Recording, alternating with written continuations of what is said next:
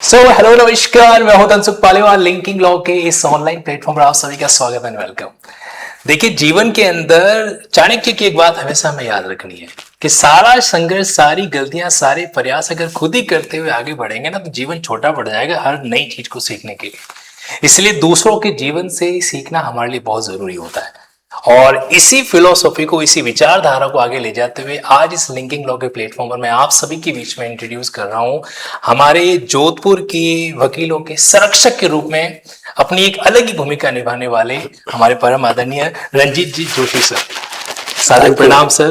वैसे तो आपके बच्चे की तरह हूं मैं, और आज मेरे लिए जीवन का बड़ा सौभाग्य की बात है कि कहते ना कि अपने गुरु के सामने बैठकर जो है कुछ ज्ञान की चर्चा है जो मैं कर पा रहा हूँ। Thank you very much Tansukh ji, मुझे भी अच्छा लग रहा है आपसे बात करने। मैं आप सभी लोगों को बताना चाहता हूं, एक इंसिडेंट से शुरुआत करते हैं। हुआ ये था कि एक युवा अधिवक्ता जो है अपने क्लाइंट के एक संवेदनशील मैटर के अंदर पुलिस थाने पहुंचता है, और उस समय उस युवा अधिवक्ता के साथ में पुलिस अधिकारियों के द्वारा क्या किया जाता है, अमानवीय कृत्य जो किया जाता है। मतलब वहां पे इनके साथ थोड़ा बदतमीजी करना, इस तरह की चीजें जो होती है, यहां तक कि उनको बंद भी कर दिया जाता है पुलिस के लॉकअप के अंदर। उस समय वो युवा अधिवक्ता जो क्या करता है, अपने उस इंसान को, उस व्यक्ति को याद करता है जो उस समय उसकी हेल्प जो कर सके, और उस टाइम पे एक शख्स वहां पे पहुंचता है अपने पूरे सारे सहयोगियों के साथ में। रात भर सीमेंट के आंगन पर बैठ के इस बात का विरोध करता है कि गलत किया है आप लोगों ने, और इसका नतीजा ये होता है कि पूरा का पूरा पुलिस थाना उस गलत कृत्य के लिए सस्पेंडेड होता है। मैं जिस शख्स की बात कर रहा हूँ वो शख्स और कोई नहीं है, वो शख्स है हमारे रंजीत सर। क्या सर ये इंसिडेंट बिल्कुल सही है? मुझे इसके बारे में थोड़ा और जानने की जिज्ञासा है। बिल्कुल आपने सही कहा। जहां तक डीके बसु का 1997 सुप्रीम कोर्ट का फर्स्ट टाइम जजमेंट आया था, उसमें यह था कि कोई भी व्यक्ति और कोई भी एडवोकेट्स थाने में जा सकता है, और उसका प्रोटेक्शन ये होगा कि उसके साथ मिसबिहेव ना हो, उसके साथ जो है आप लीगली आप जो है आपके राइट्स हैं उसको रिजर्व रखते हुए आप फिर इन्वेस्टिगेशन करें या पूछताछ करें। किसी को फिजिकली टॉर्चर करना या किसी को लॉकअप में बंद कर देना, उसमें का it's amount an offence against the police officers. Right. तो थाने में जाते ही अगर ये कहते हैं, उस समय कहा कि तुम कौन हो, तुम्हारा दिमाग खराब है क्या, ये शब्द उन वकील साहब के लिए इस्तेमाल किए गए पुलिस के द्वारा, तुम्हारा खोपड़ा खराब हो गया क्या, तुम क्या कर रहे हो, ये कर रहे हो, इस तरह की एक बात उन्होंने कहीं का, वकालत उतार देंगे हम तुम्हारे। वकालत उतार देंगे। जी जी जी, मुझे वो बात बहुत ज्यादा चुभी जी, इसलिए मैं वहाँ रात भर थाने रहा, और सवेरे 2 अधिकारी, थाना अधिकारी और जो मुंशी थे सस्पेंड हुए, और पूरा थाना फिर लाइन हाजिर हुआ, और ऑनरेबल हाई कोर्ट ने उसमें कॉग्निजेंस लिया। मैं acting chief justice SP Sharma साहब को तहे दिल से धन्यवाद देता हूँ कि उन्होंने उस पर कॉग्निजेंस लिया, और उस पर डिपार्टमेंटल इंक्वायरी के ऑर्डर्स भी हुए, और पुलिस को डायरेक्शन दिया कि ये जो है स्किल प्रोग्राम्स जो हैं वो पुलिस के लिए आप चलाएं, ताकि जो नए अमेंडमेंट हुआ BNS 2023, BNSS 2023, IPC CRPC के अंदर जो ड्रास्टिक चेंजेस हुए हैं, तो वो भी मैंने कहा कि इनको मालूम नहीं है कि उनकी जानकारी उनको मिलनी चाहिए, जानकारी होनी चाहिए, ताकि वो इस तरह से कानून हाथ में लेके किसी पब्लिक और किसी एडवोकेट्स के खिलाफ एट्रोसिटीज नहीं करे। तो अभी जो है कमिश्नरेट ने एक स्किल कमेटी फॉर्मेशन की है, और कमिश्नर और पुलिस ने मुझे भी उसमें एक मेंबर बनाया है। तो ये एक अच्छी शुरुआत है। मतलब अभी रिसेंट में SP सर के द्वारा जो एक कमेटी बनाई गई है जिसमें आप भी एक सदस्य हैं, जी जी, और वो कमेटी इसी चीज पे वर्क कर रही है ताकि पुलिस वालों को थोड़ा स्किल डेवलपमेंट कराया जाए, और खासकर नए कानून को लेकर उनको जानकारी दी। जी जी जी, बिल्कुल सही कह रहा हूँ। मैं आप सभी को बताना चाहता हूं कि कई बार क्या होता है, कुछ दृष्टांत जो है, कुछ उदाहरण सेट करना जरूरी होता है। यहाँ पे उस इंसिडेंट के अंदर सिर्फ ये मकसद नहीं है कि उस अधिवक्ता के हितों का संरक्षण किया जाए, वो तो निस्संदेह था ही, बट साथ ही साथ में एक मिसाल कायम की जाए कि किसी अन्य पुलिस थाने में इस तरह की चीजें जो नहीं हो। जी सर, मुझे अभी भी याद है कि जब एडवोकेसी प्रोटेक्शन कानून की बात की जा रही थी, तो उसमें आपने भी एक बहुत अहम भूमिका है जो उसमें अदा है, ताकि वकीलों के संरक्षण के लिए वो चीज जरूरी हो जाए। क्योंकि कई बार ऐसा होता है कि सर हम यंग एडवोकेट, हमने LLB कंप्लीट कर दी, अब हम बिल्कुल नए चेहरे हैं, जी और उस समय हम इस तरह के क्लाइंट के सिलेक्शन के लिए, क्लाइंट की किसी बात को एक्सेप्ट करने के लिए अगर मान लो पुलिस थाने में नहीं जाते हैं, चाहे एफआईआर की कॉपी निकलवाने के लिए जाना पड़े, जी जी तो फिर हम उन अपने क्लाइंट का प्रोटेक्शन नहीं कर पाए। तो हमारे लिए पुलिस थाना जाना तो ऑब्वियसली बात हमारी ड्यूटी का पार्ट है वहां पे। ऐसा है कि जी 41 सीआरपीसी और 38 सब क्लॉज 3 बीएनएसएस 2023, इसके अंदर ये प्रोविजन दिया गया है कि किसी भी व्यक्ति को अगर अरेस्ट किया जाता है तो सबसे पहले पुलिस की ड्यूटी है कि वो उसके फैमिली मेंबर्स को इन्फॉर्म करे। दूसरी ड्यूटी ये बतलाइए, मैंडेटरी है कि वो उस अरेस्टेड पर्सन्स को ये पूछे कि भाई तुम्हारी चॉइस का एडवोकेट कौन है, और वो जो नाम बतलाए उस एडवोकेट को थाने बुलाया जाएगा। Not throughout entire inquiry और investigation, but for some duration of the inquiry और इन्वेस्टिगेशन एडवोकेट्स पार्टिसिपेट कर सकता है उसके अंदर, फेयर इंक्वायरी या इन्वेस्टिगेशन होता है या नहीं। और सर ये फंडामेंटल राइट भी है आर्टिकल 22 के तहत, राइट टू कंसल्ट जो है अपनी एडवोकेट को चॉइस करना, right to liberty article 21 of the constitution India है, जो utmost right of the person है। तो without any offence nobody can be detained और अरेस्टेड बाय द पुलिस। मैं यहाँ पर आपको एक इंसिडेंट और बताना चाहता हूँ सर के बारे में। जब ये घटना घटी ना, तो एक तो होता है कि सर जो है राजस्थान के अंदर राजस्थान हाईकोर्ट एडवोकेट एसोसिएशन के 18वीं बार जो है अध्यक्ष चुने गए, 18th टाइम, यानी कि एक शख्सियत जिसके ऊपर अधिवक्तागण ने जो विश्वास है वो एक बार, दो बार, तीन बार नहीं, 18 बार जो अपना जताया।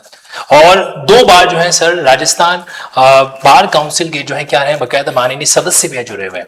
लेकिन सर जब ये इंसिडेंट हुआ था उस समय आप अध्यक्ष पद पे नहीं थे। जी जी मतलब जी, अगर आप नहीं भी जाते तो वहां पर आपके ऊपर कोई ऐसा ब्लेम नहीं था कि भाई आप आए क्यों नहीं, बट फिर भी सर आपने वहां पर अध्यक्ष का पद नहीं होते हुए भी जो वकीलों के प्रति संरक्षण का वो भाव प्रकट किया, जी जी जी जी, वो निसंदेह सराहनीय है sir. Thank you very much.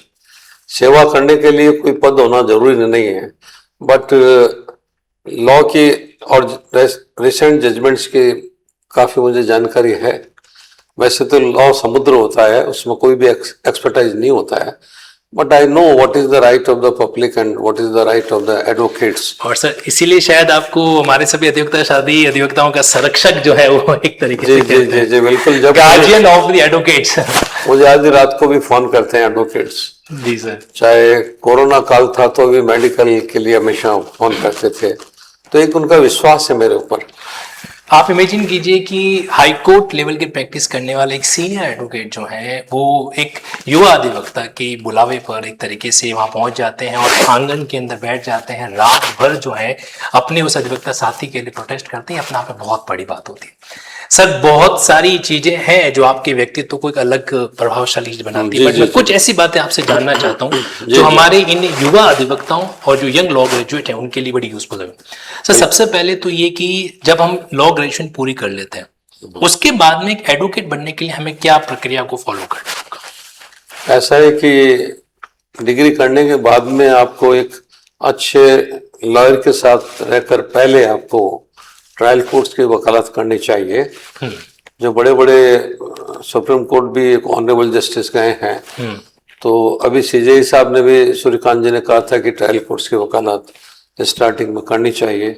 Sandeep ji Mehta honourable justice Supreme Court justice है, ये भी इक्वली ट्रायल कोर्ट्स और हाई कोर्ट के अंदर लेजेंड ऑफ द लॉयर्स रहे थे जी। और उनकी भी हमेशा ये एक इंस्पिरेशन वकीलों को, युवाओं को देते हैं कि आपको ट्रायल कोर्ट्स की भी वकालत करनी चाहिए, जिससे कि जो बेसिक प्रोसीजर लॉ है, मतलब फाउंडेशन जो है फाउंडेशन है, और सिविल और क्रिमिनल का प्रोसीजर जो लॉ है वो प्रैक्टिकल ज्यादा है।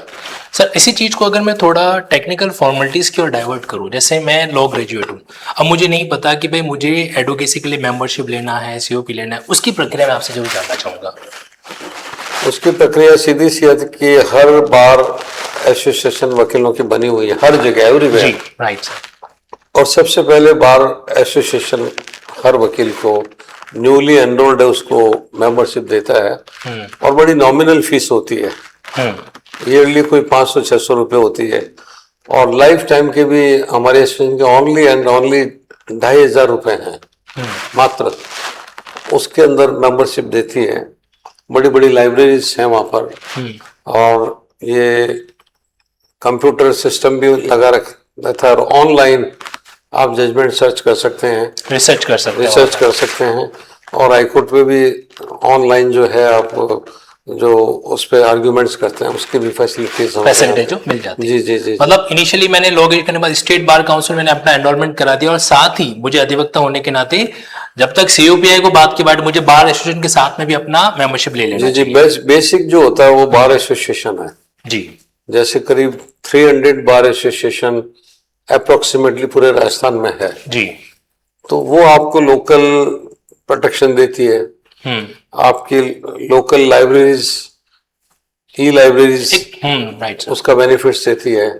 और जैसे मैं 2004 से जो है वो RJS के क्लासेस चलाता हूँ जी। तो honourable chief justice, honourable senior justice से इनॉग्रेशन होता है, वो भी वहाँ आपको टीच करने के लिए आते हैं, वो टीचिंग करते हैं।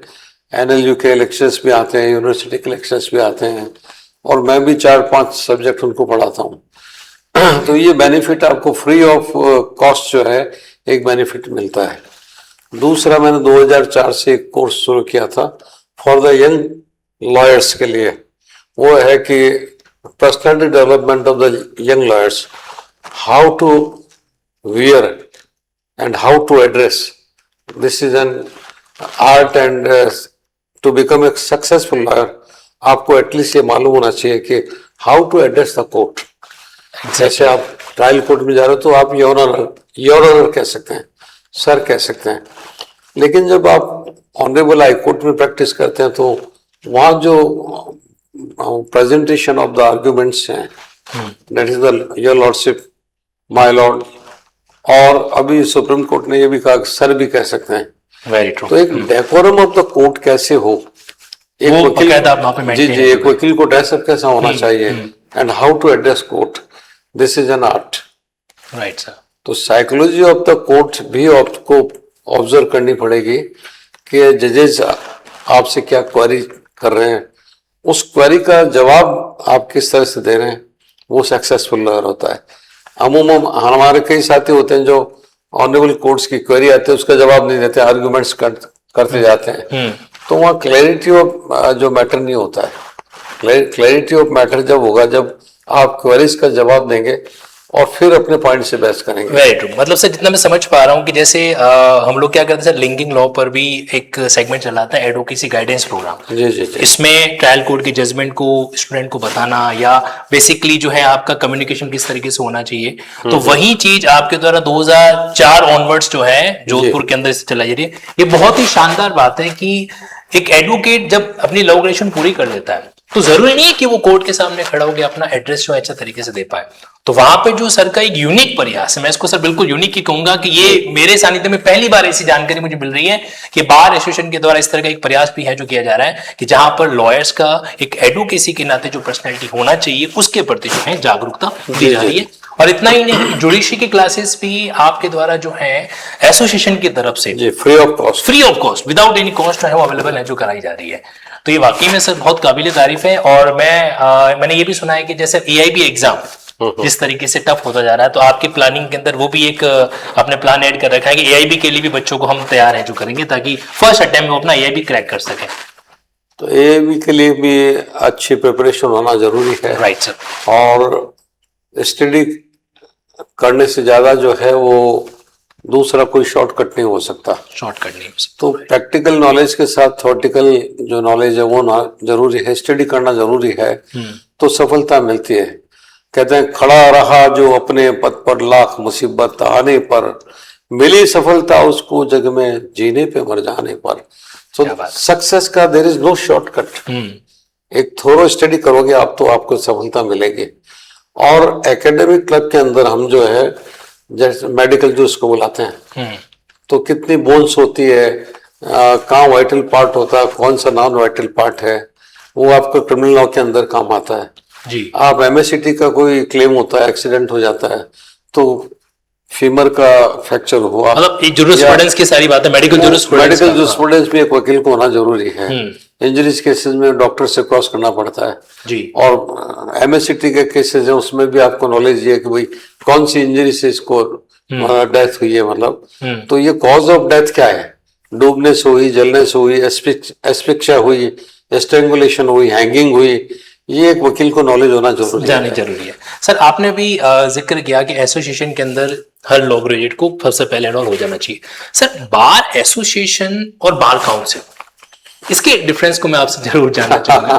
जी बहुत अच्छा सवाल पूछा आपने जी लेकिन क्या है कि ये समझने की जरूरत थी। सपोज राजस्थान के अंदर जैसे मान लो अप्रोक्सीमेटली 300 बार एसोसिएशन हैं, तो पूरे राजस्थान की एक एपेक्स बॉडी होती है जो है, उसको कहते हैं बार काउंसिल ऑफ राजस्थान। जी जब कोई भी एलएलबी करके स्टूडेंट आता है तो सबसे पहले उसका रजिस्ट्रेशन जो है, उसके लिए बार काउंसिल ऑफ राजस्थान जो एकमात्र जोधपुर के अंदर है, वो वहां अप्लाई करना पड़ता है। तो आपके 10th से लेके और जितना ग्रेजुएशन और एलएलबी के सारे ओरिजिनल डॉक्यूमेंट पेश करने पड़ते हैं। और एक सुप्रीम कोर्ट का जजमेंट आ गया जिसमें उसके बाद में वेरिफिकेशन ऑफ प्रैक्टिस रूल्स 2015 जो है वो बनाए गए बार काउंसिल के द्वारा। तो उसमें डॉक्यूमेंट का वेरिफिकेशन होता है। जी तो एक केस में ऐसा हो गया कि एक जुडिशियल ऑफिसर ने यूपी के अंदर एक जजमेंट दिया, तो ऑनरेबल सुप्रीम कोर्ट के अंदर ऐसा लगा कि ये मतलब एलएलबी किया हुआ भी नहीं लग रहा है, कुछ गड़बड़ है। उस एक्यूमेंस के हिसाब से जो क्वालिटी ऑफ जजमेंट थे उसके हिसाब से नहीं थी। तो उसकी सीबीआई इंक्वायरी की तो मालूम पड़ा कि वो डॉक्यूमेंट फोर्स थे। ओके और जबकि वो डिस्ट्रिक्ट जज से रिटायर्ड होकर पेंशन ले रहे थे। तो उसके बाद में सुप्रीम कोर्ट ने मैंडेटरी कर दिया है कि हर 5 साल के बाद में हर प्रैक्टिशनर है इंडिया के अंदर उसका रिन्यूअल होगा। और उसी क्रम में राजस्थान के प्रैक्टिस के जो है रिन्यूअल ऑफ प्रैक्टिस रूल 2015 बने। सर ये बहुत बड़ी बात कही आपने। मतलब एक पर्सन डिस्ट्रिक्ट जज के पद पे रहा, रिटायरमेंट भी ले लिया, पेंशन भी ले रहा है, और पेंशन उसके बाद में पता चल रहा है कि उसने सारा का पूरा मामला ही फौजरी में चल रहा था। जब जजमेंट आया तो वो रिटायरमेंट के नजदीक थे, लेकिन जब सीबीआई की इंक्वायरी वगैरह हुई, जब वो रिटायर्ड हो गए और उस समय पेंशन, हाँ मतलब almost pendency of the case हो रही। तो काफी लंबे ड्यूरेशन तक सर्विस की और उसको मतलब सर हम तो कई बार हम यंग एडवोकेट सोचते थे कि यार डॉक्यूमेंट वेरिफिकेशन हमको इतना टेक्निकली उलझाया जा रहा है, बट ये इंसिडेंट जानने के बाद लग रहा है कि ये तो बहुत ही जरूरी चीज है। इसके बिना तो सेगमेंट ही अपनी जगह पे क्या रहता है, कंप्लीट अनकम्प्लीट है जो रह जाता है। इसमें यंग लॉयर्स को भी एक फायदा है, सारे वकीलों को फायदा है। जो आजकल कई फेक पर्सन होते हैं जी, जहाँ बड़ी बार जैसे जोधपुर है, जयपुर है, तो वहाँ एडवोकेट्स की ड्रेस पहन करके और फर्जी नंबर लिख के वकालत भी शुरू कर दी कई लोगों ने। अभी जोधपुर में भी एक केस पकड़ा गया था। ऐसे जयपुर में भी कुछ केस पकड़े गए हैं। तो जो नकली वकीलों को हटाने का जो प्रोसीजर है, तो ये रिन्यूअल प्रैक्टिस है। सर एक जरूरी सवाल मैं आपसे जानना चाहता हूँ। जी जी जी। जब हम लोग अपना एनरोलमेंट करवाते हैं तो एनरोलमेंट करवाने के बाद से फिर हम लोग इंतजार करते हैं। मैंने अपनी लॉ ग्रेजुएशन पूरी कर ली, अब मैंने एनरोलमेंट के लिए अप्लाई करता, जो भी डिमांड डीडी था वो सब बनवा दिया। उसके बावजूद भी सर एक समय लग जाता है हमारा फाइनल एनरोलमेंट होने में। इसके पीछे सर क्या रीजन है और आपका पॉइंट ऑफ व्यू उस पर क्या है सर? मेन रीजन तो वो जो है वेरिफिकेशन ऑफ डॉक्यूमेंट्स। वेरिफिकेशन उस जजमेंट के बाद में जो है ये कर दिया कि जो भी एलएलबी करके आएगा या जो भी व्यक्ति अपना एनरोलमेंट कराना चाहता है, उसको 10 से लेके एलएलबी तक के ओरिजिनल डॉक्यूमेंट्स पेश करने पड़ेंगे। वो जिस यूनिवर्सिटी से, जिस बोर्ड से 10th की है, ग्रेजुएशन किया है, एलएलबी किए हैं, वहां उसकी फोटोकॉपीज के साथ वो डॉक्यूमेंट भेजे जाते हैं और क्वेरीज पूछी जाती है क्या ये डिग्री आपके कॉलेज से जारी हुई या नहीं हुई, तो उसका वेरिफिकेशन करवाते हैं कहीं वो फेक डॉक्यूमेंट तो नहीं है।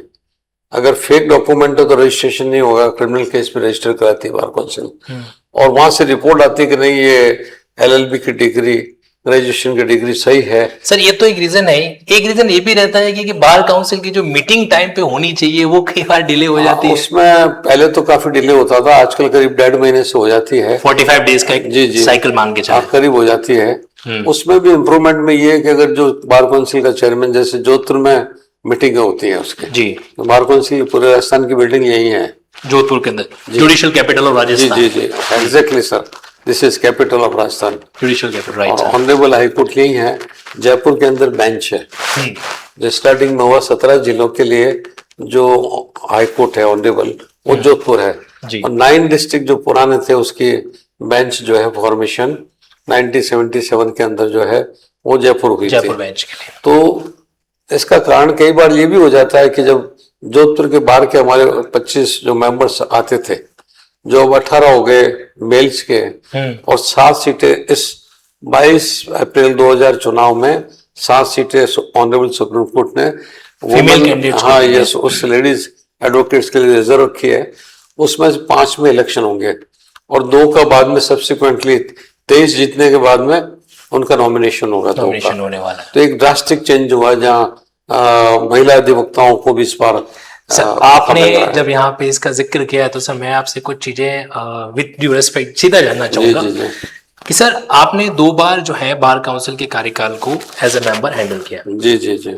समय के साथ कोविड के बाद में सर जब ये सीन अपने आप में हो रहा है तो इस बार तीसरी बार भी हम सभी युवा अधिवक्ता आपको निस्संदेह है एक मेंबर को अगर देखना चाहें तो सर आपके क्या विजन है कि जो आप बार काउंसिल के मेंबर बनने के बाद में हम सभी एडवोकेट्स के लिए डील करना चाहते हैं सर, वो विजन मैं जानना चाहूंगा। जब फर्स्ट टाइम मैं बना था 2009 के अंदर, उस समय जो मैक्सिमम रिटायरमेंट या डेथ क्लेम था एडवोकेट्स का बार काउंसिल में वो 1 लाख रुपए था। ओके। और मेडिकल क्लेम मैक्सिमम 40,000 रुपए था। वो फिर उस टेन्योर के अंदर जो 9 से जो टेन्योर रहा था हमारा, उस टेन्योर में वो 2.5 लाख रुपए हुआ और मेडिकल 1 लाख रुपए हुआ। दूसरी टर्म में 18 के अंदर मैं माफी चाहता हूँ बीच में इंटरप्ट कर, मैं समझना चाहूंगा मतलब 2009 में पहली बार मेंबर बने थे। जी जी। उससे पहले तक जो मेडिक्लेम की लिमिट थी वो सिर्फ 40,000 थे और आपने अपने प्रयासों से उस लिमिट को 40,000 से बढ़ा के 1 लाख तक लेके आए। 1 लाख तक किया। जी जी। और वहीं दूसरी तरफ आपने एक और जिक्र किया था एक और अमाउंट रिटायरमेंट बेनिफिट या रिटायरमेंट या डेथ का क्लेम जो है वो 1 लाख से 2.5 लाख हुआ। उसको आपने 2.5 लाख तक उसमें ये आपके पहले टेन्योर का। जी जी। उसमें हमारी सक्रिय भूमिका थी और हमारे जो साथी उस समय इलेक्ट हुए थे जी, उनका भी सहयोग कॉन्ट्रीब्यूशन रहा है उसके अंदर। Right sir. दूसरी बार जब हमारी टीम आई थी बार काउंसिल के अंदर 2018 में जी, तो उसमें हमने अमेंडमेंट्स करवाए गवर्नमेंट से। तो पहले रिन्यूअल और प्रैक्टिस रूल्स 1987 थे। ओके। और उसके बाद में 22 के अंदर वापस रिन्यूअल ये राजस्थान वेलफेयर एक्ट जो बना वो 2022 का बना।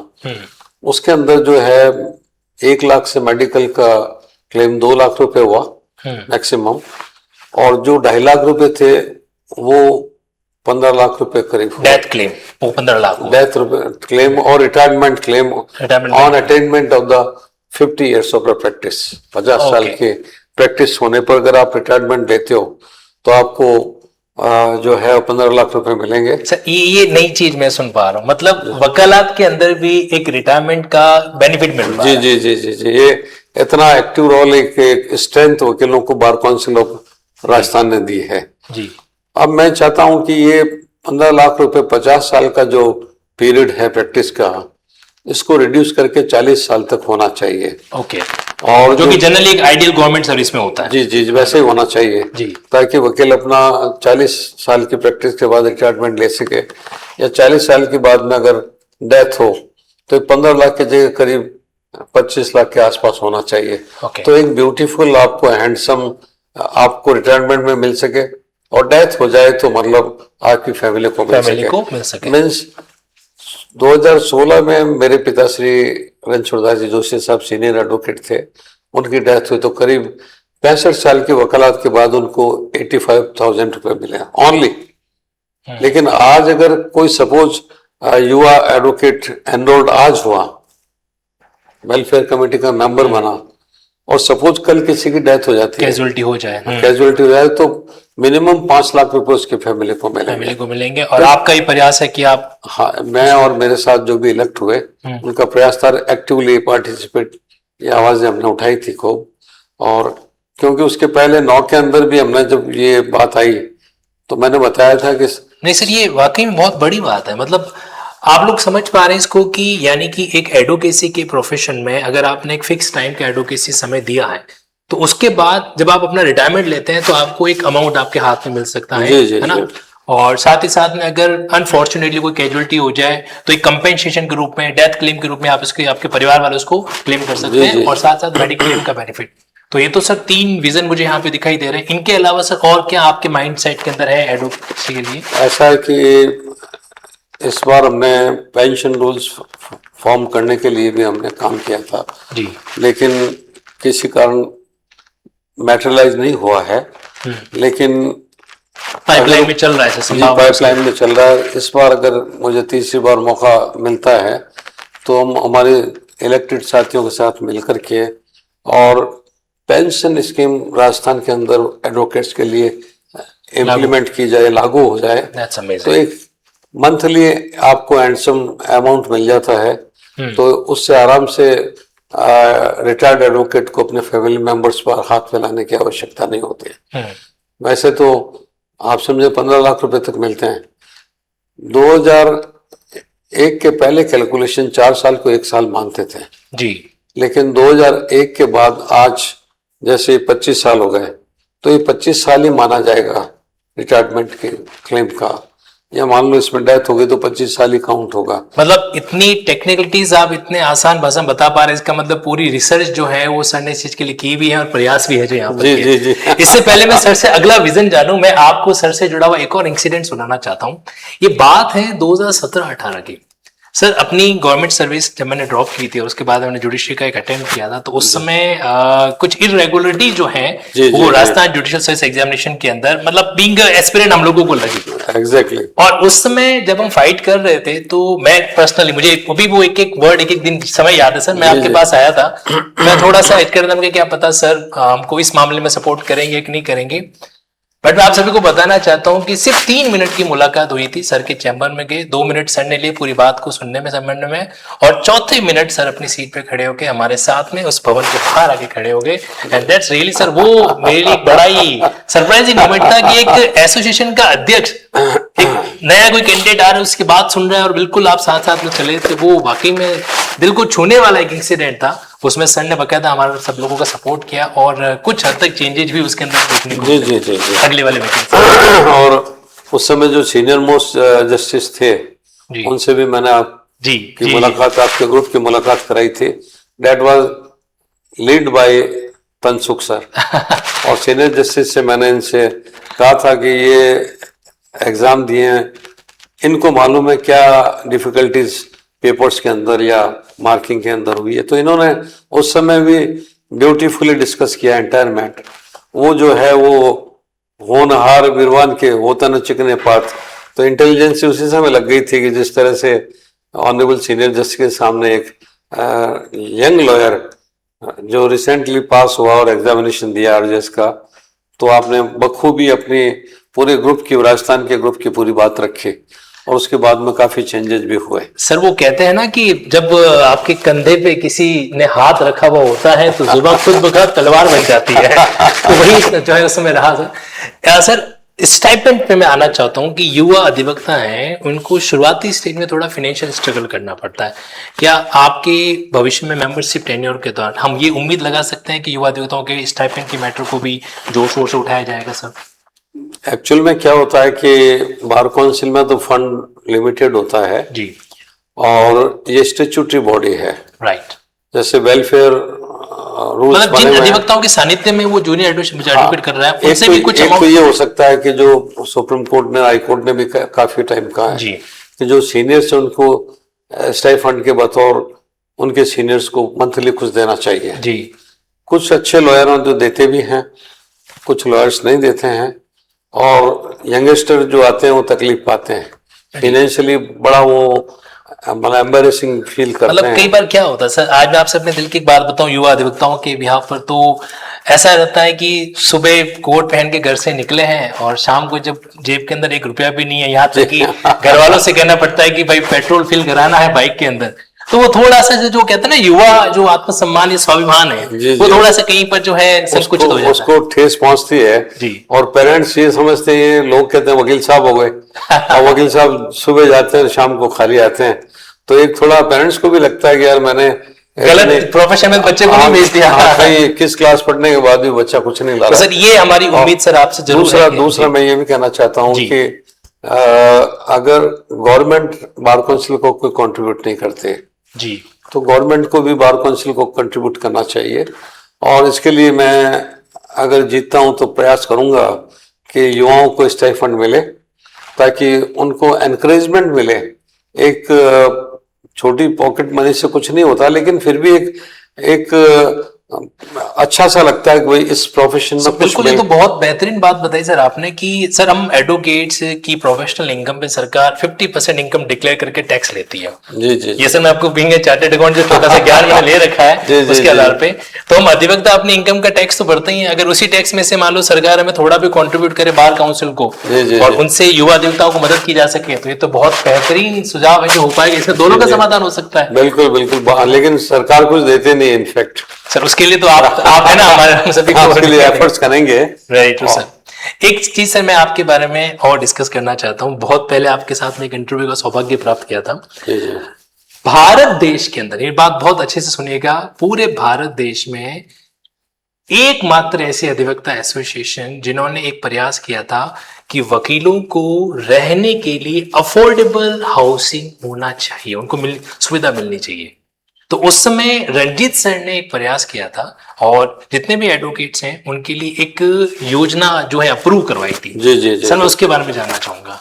एक्चुअली मैं उस समय गवर्नमेंट, बीजेपी की गवर्नमेंट थी और फॉर्मर सीएम वसुंधरा राजे साहब, उनका बड़ा इसमें कंट्रीब्यूशन रहा है।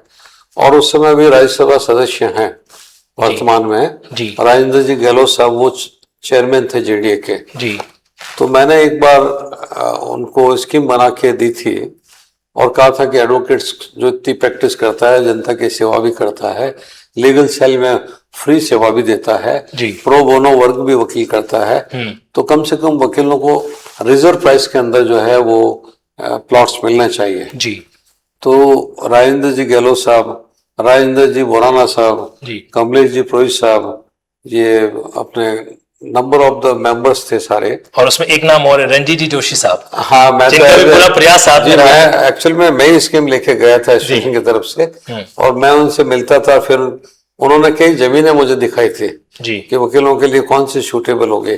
जी तो वहाँ जो एक उस समय रामलाल चियाक साहब का एक आश्रम बना हुआ था, तो वहाँ मेडिटेशन हो रहा था। तो हम लोगों ने भी मेडिटेशन किया। तो वहाँ टेलीफोन लाइन थी और बिजली की लाइनें थी। तो मैंने कहा ये जमीन सबसे ज्यादा मतलब मूलभूत सुविधाएं वहां पे थी एक तरीके से। मतलब ओके। तो पानी के अलावा मतलब बाकी जो है ना वो सारी इलेक्ट्रिसिटी की थी, टेलीफोन की थी और पीसफुल एरिया था। तो वो जमीन मैंने सेलेक्ट की। मैंने कहा चेयरमैन साहब और कमेटी पूरी साथ थी जी। ये जमीन दे दो। तो 1495 प्लॉट्स की रामराज एडवोकेट नगर एट रिजर्व प्राइस वकीलों को जो है अलॉटमेंट किया था। तो माननीय राजेंद्र जी गहलोत साहब और इनकी पूरी टीम का मैं धन्यवाद करता हूँ। ऑनरेबल सीएम साहिबा वसुंधरा जी राजे साहब उस समय थी, उनका भी एक रिजर्व प्राइस में देने का जो उनके प्रयासों से ऑर्डर हुआ। सर हर शानदार चीज जो है वो एक नहीं दो बार आ रही है। जी जी एक जी। बड़ी मूवी देश प्रेम की बड़ी फेमस चली धुरंधर, उसका भी धुरंधर रिटर्न है जो आ गया। जी जी तो जी। उस समय जो रामराज नगर आया था, तो क्या हम ये अपेक्षा करें कि आपके मेंबरशिप दौरान भी जो है रामराज नगर 2.0 की भी कोई जी, संभावना जी। बन सकती है? बिल्कुल जो बनेगी। युवा अधिवक्ताओं को एक तरीके से आवासीय स्कीम के प्रति बिल्कुल बेनिफिट दे सके। ऐसा है कि 2008 के अंदर 940 रुपए मात्र स्क्वायर यार्ड के अंदर प्लॉट्स मिले थे, रिजर्व प्राइस 940 रुपए पर गज square yard. Okay square yard 800 रुपए करीब गज। जी। और उसकी कीमत आज 75-80 लाख रुपए है। उन पर गज 30,000 रुपए 35,000 रुपए पर गज के ऊपर रेट्स हैं उसके। वो तो सर रामराज वो तो नगर सर के। चांदी के यहाँ तो तांबा सोना बन गया है। हाँ बिल्कुल बन गया सब। उसके बाद में मुझे मालूम पड़ा और प्लॉट्स बचे हुए हैं। तो 2012 के अंदर एज ए पिटिशनर मैंने रिट दायर की थी और ऑनरेबल जस्टिस नुपुर भाटी साहब हमारी काउंसिल थी उस समय, जी हम जीते उस केस में। और उसके बाद में जो है ये 18 के अंदर जो है सेकंड अलॉटमेंट फिर हुआ रामराज नगर का। और उस अलॉटमेंट के बाद 2019 में मुझे मालूम पड़ा कि करीब 400 प्लॉट्स और बचे हैं। तो 2019 के अंदर मैंने एक PIL और हाईकोर्ट में फाइल सर अब आपको लोकल बॉडी ये नहीं कहती कि रंजीत जी अब आप प्लॉट पे नजर मत रखो, हम वकीलों को और अलॉटेज नहीं कर सकते। मतलब जब भी उस एरिया के जा रहे हैं, सर जाते हैं वहां पे देखते हैं अच्छा ये प्लॉट बचे हैं, वहां पे तुरंत अलॉटमेंट करवा रहे हैं। तो यानी कि अब जो है आपको मतलब जोधपुर डेवलपमेंट अथॉरिटी भी कह रही है कि रंजीत जी को उधर मत जाने दो, वरना फिर अलॉटमेंट के लिए वो प्रयास करा देंगे। ऑनरेबल हाईकोर्ट के डायरेक्शन से वहां सड़कें सर बनी। बट मैं हृदय से इस बात की आपको धन्यवाद साधुवाद कहना चाहूंगा, क्योंकि पूरे भारत में इस तरह की कोई चीज कभी सुनाई देनी नहीं हुई कि अधिवक्ताओं के लिए अफोर्डेबल हाउसिंग, मतलब जो बेसिक नीड होती है घर होना, है ना, जी, जी, तो जी। वो चीज जो है अवेलेबल है, जो कराई जा रही है। सर अंत में कुछ चीजें आपसे मैं और जानना चाहता हूँ। जरूर। आपके सर जीवन का भी मतलब 1978 के आसपास आपने LLB कंप्लीट किया जी था। जी जी जी बिल्कुल सही कहा। 1978 से लेकर आज 2026 सर, मतलब जी। एक काफी लंबा समय जो है यहाँ पे, बिल्कुल करीब। मतलब 50 जो है आप जल्दी लगाने वाले हैं। तो सर अपनी वकालत का सर कोई ऐसा अनुभव, जब आप युवा एडवोकेट थे उस समय, हाँ। उसका कोई एक अनुभव मैं आपसे जरूर जानना चाहता हूँ, शुरुआती फेज का या first case of your advocacy. ऐसा है कि 27/10/79 को मेरा रजिस्ट्रेशन हुआ और मुझे इन्फॉर्मेशन मिली, तो मेरे पिताश्री ने मुझे कहा कि ये 323 का केस था, 341 का, तो फाइनल आर्गुमेंट कर लो, जी और कुछ टिप्स दिए थे उन्होंने। जी, तो फर्स्ट डे ऑफ रजिस्ट्रेशन के बाद मैंने फाइनल आर्गुमेंट मतलब सीधा भेज देगा आर्गुमेंट कर लो। हाँ, Direct? Final argument. अच्छा, और चूंकि वो इतने एक्सपीरियंस और सीनियर थे तो उन्होंने टिप्स दिए मुझे, ये पॉइंट्स है एक्विटल के। जी तो मैंने वो, उसका इम्पैक्ट क्या होगा पॉइंट्स का मुझे पता नहीं था, लेकिन वो बिल्कुल उन्होंने कहा, मैंने आत्मसात किया, वो आर्गुमेंट किया, तो उसमें एक्विटल हो गया। सर वो टिप्स के प्रति मेरी थोड़ी क्यूरियोसिटी जग रही है, क्या मैं जान पाऊंगा वो टिप्स किस तरीके से एक्विटल में क्या है कि जैसे विटनेसेस और जो कंप्लेनेंट होता है FIR लॉजर, जी, उसके बयानों में मेजर कॉन्ट्राडिक्शन क्या क्या है। विटनेस और कंप्लेंट, ये बात जान लो भैया, मतलब कि अगर आप जो है डिफेंस की तरफ से एडवोकेसी या फाइनल आर्गुमेंट कर रहे हैं, तो विटनेस के जो स्टेटमेंट है और जो कंप्लेनेंट के स्टेटमेंट है, जहां कहीं भी कॉन्ट्राडिक्शन दिखे, उस पॉइंट पे हमें अपनी एडवोकेसी का पूरा फोकस कर लेना चाहिए। दूसरा क्या है कि जो स्टेटमेंट्स है विटनेस और इंजर्ड के FIR लॉजर के, जी, उसका कॉरोबरेशन मेडिकल रिपोर्ट से होता है या नहीं होता है। डॉक्यूमेंट्री एविडेंस के साथ उनके स्टेटमेंट को वेरीफाई कॉरोबरेट करने। विटनेस FIR लॉजर इंजर्ड कहता है सर में हेड में मुझे फरसे से मारे, हाँ, और वो हाथ पे लगी रहती है हाँ, चोट। तो जब वो फर्स्ट वर्जन ये लिखे आया है कि हेड इंजरी कॉज की, इन्फ्लिक्ट की, that is contrary to the medical report. Head के अंदर कोई इंजरी नहीं है, इसका मतलब ही इज टेलिंग लाई। उसके स्टेटमेंट का कॉरोबरेशन एक मेडिकल एक्सपर्ट की रिपोर्ट से नहीं होता है। और डॉक्टर के भी बयान होते हैं, वो जो मेडिकल रिपोर्ट देंगे उसको, मतलब मेडिकल रिपोर्ट से इंजर्ड पर्सन को से कॉन्ट्रेडी के कॉरोबरेट करना। दूसरा ये है, इसका benefit of doubt goes to the accused, this is the settled principle of the law. जी, तीसरा ये है कि FIR लॉजर और विटनेसेस के जो पुलिस के स्टेटमेंट होते हैं, जी, 161 पहले CRPC में रिकॉर्ड होते थे, तो उनके बयान जो कोर्ट के अंदर रिकॉर्ड होते हैं, और जो प्रीवियस स्टेटमेंट है एट द टाइम ऑफ उसमें क्या वेरिएशन है, उसमें जो वेरिएशन है, कॉन्ट्राडिक्शंस हैं, उस कॉन्ट्राडिक्शन से हिसाब से भी हम एक्विटल के लिए कहते हैं। तो भैया गोल्डन टिप्स नोट कर लीजिए, जो 3 बातें सर ने बताई कि अगर अपन क्रिमिनल एडवोकेसी के अंदर डिफेंस को डील कर रहे हैं तो 3 इंपॉर्टेंट टिप्स फाइनल आर्गुमेंट से पहले। नंबर 1 तो ये कि जो FIR लॉन्च करने वाला व्यक्ति है और जो विटनेस है उनके स्टेटमेंट क्या डिफरेंस हो रहा है। नंबर 2 ये कि इंजर्ड पर्सन की जो बात कह रही है और जो मेडिकल रिपोर्ट्स आ रही है उसमें किस तरह का कॉन्ट्रडिक्शन है। और तीसरा, जो बात पुलिस के सामने की और जो बात कोर्ट के सामने की उसमें किस तरह का वेरिएशन है जो आ रहा है, और कोर्ट के सामने भी जो प्रीवियस स्टेटमेंट है या सब्सिक्वेंट स्टेटमेंट उसमें क्या डिफरेंस है जो आ रहा है। जी जी जी, तो ये करके आप एक्विटल जो है इसे कर सकते हैं। इसके लिए settle principle of law is that benefit of doubt goes to the accused. मुझे कमेंट बॉक्स में जरूर बताइएगा कि सर के साथ एक स्पेशली एडवोकेसी टिप्स के सेशन कुछ और करने चाहिए कि नहीं करने चाहिए। मैं तो कह रहा हूं कि 100% इसका फायदा जो है अलग ही लेवल का मिलेगा। ये सर, ये पिछले 3-4 मिनट जो है ना, ये बड़े यूजफुल रहेंगे हम सभी के लिए। Thank you very much. और बेल के टाइम और during the pendency of the trial, जी, the presumption of innocence is always in the favor of the accused. Very true sir. जब तक उसको कॉम्पिटेंट कोर्ट कन्विक्ट नहीं करती, जब तक उसको कन्विक्ट नहीं माना जा सकता, उसको सजा याफ्ता या मुलजिम नहीं कहा जा सकता। क्योंकि प्रिजम्पशन जो इनोसेंट का है, इनोसेंस का, वो एक्यूज के फेवर में है, वो निर्दोष है जब तक कि competent court after trial conclude करने के बाद, गवाहों के बयानों के बाद ये हेल्ड नहीं करे, गिल्टी हेल्ड नहीं करे कि नहीं ये गिल्टी हेल्ड है, तब तक उसका प्रिजम्पशन ऑफ इनोसेंस जो है उसके पक्ष में, मुलजिम के पक्ष में रहता है। और बेल के अंदर भी जो जमानत होती है जिसको कहते हैं, उसमें हम यही प्रिंसिपल काम लेते हैं कि first principle is bail not jail, because the right of liberty as enshrined under Article 21 of the Constitution of India is the utmost right of the detainee.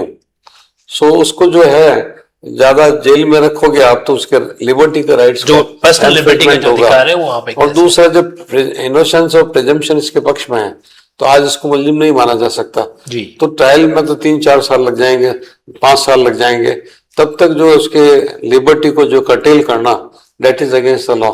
Because 1979 में ऑनरेबल सुप्रीम कोर्ट के justice Krishna Iyer साहब थे, उनका judgment है कि bail is right and refusal is an exception. कोई बहुत बड़ा केस हो, बहुत ग्रेविटी ऑफ द ऑफेंस तो ये रिफ्यूजल तो रिफ्यूजल है, बाकी ये बेल तो जो है वो एक आपका फंडामेंटल राइट है। सर आपकी इजाजत के साथ में एक चीज मैं आपको बताना चाहूंगा, मैं जब भी सर से मिलता हूं ना तो सर का जो एक्सप्रेशन रहता है वो एकदम शांत ना, ऐसा लगता है कि हाँ बिल्कुल सर जो है मतलब बहुत ही कम जो बोला करते हैं, लेकिन जब जैसे ही है जो मतलब सर का जो एक क्या कहते हैं वो सरस्वती की वाणी ज्ञान के साथ निकलनी स्टार्ट होती है तब रोकना बड़ा मुश्किल काम है।